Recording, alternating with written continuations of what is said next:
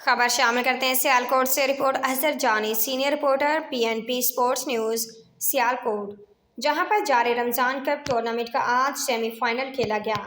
رفیق شاہ cricket ground ZB آج ہونے والے رفیق شاہ میموریل رمضان کپ کے کوارٹر فائنل میچ میں روال شاہین نے پنجاب 11 کو 3 وکٹوں سے شکست دے کر سیمی فائنل میں کوالیفائی کر لیا، جس میں پہلے بلے بازی کرتے پنجاب 11 نے 127 رنز کا ہدف دیا۔